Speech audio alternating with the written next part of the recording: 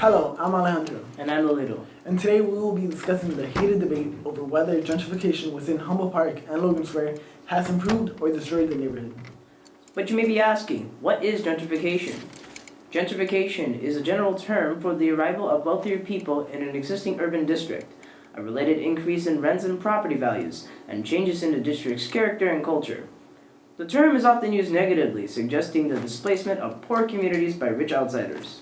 Gentrification, it has its pros and cons. The gentrification of a neighborhood can raise values of property, increase the outward appeal, reduce crime rates, and attract middle class and affluent people outside of the city into the mentioned neighborhoods. Some downsides include the stripping of prior culture for residents who have made a home out of the community, long-time residents having to move into new areas due to the rise of rent, and higher pricing for establishments that have been long-time residents of the community. I'm Bianca Dodson, and I live in the Humboldt Park area. My opinion in the Humboldt Park area is that it's crazy how it changed over the years. Now there are so many new places like condos and things are being built around our neighborhood and changing our neighborhood, and it's affecting me because it's raising our rent up, and it's hard to see people that I know move out of the neighborhood because of how high their rent is. So I think that this should stop. I think gentrification is good in doses. The 606 is kind of that point where any more is going to kind of ruin the culture the neighborhood has, if there is any left. But that's the city's agenda. Some believe that it has vastly improved the community and making it safer and appealing to every Chicagoan. Luckily, the Bloomingdale Arts Building in which I live, it was city-funded project, and we have a grant to live there. And property tax is set at the rate in which we bought the place at. So, because we can still only sell it at the price we got it at. So I don't have that issue, but I know a lot of people in the neighborhood do.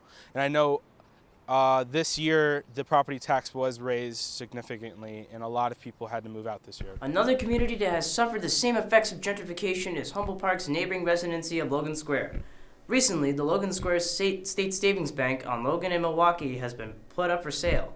The sales price is between somewhere of $2 to $3 million. This historic building is one sale away from being redeveloped and potentially being turned into condos, furthering the gentrification of the Logan Square area. Next to the California Blue Line train stop, a 12-story building is planned to be built. And even though the building will include some low-cost housing, the majority of the building will consist of one-room studio apartments with $1,500 rent, nearly double the average rent prices in Logan Square as of 2013. Honestly, I would do what Humboldt Park has done. What Humboldt Park has done is not even that effective, but what Humboldt Park has done, they have a committee that regulates all of these things. They have people who speak on behalf of the people, and people who've lived there for generations, and I think that's honestly what any neighborhood in Chicago should do, because the only effective one I've ever seen to any degree is Humboldt Park's. But the bottom line is that in Logan Square, rents are rising, the ethnic mix is changing due to the shrinking of affordable housing, and it is a rapidly gentrifying neighborhood. Now back to the studio. Overall, gentrification has its pros and cons. Some believe that it has vastly improved the community, making it safer and appealing to everyday Chicagoans. On the other side, people believe that they have been kicked out of their homes and the community has been stripped of its prior culture in replace of what new residents consider to be a higher form of living. Now it is up to the local residents to voice their opinions on gentrification in order to find common ground on the topic. This has been Hardcover News. Thank you for watching.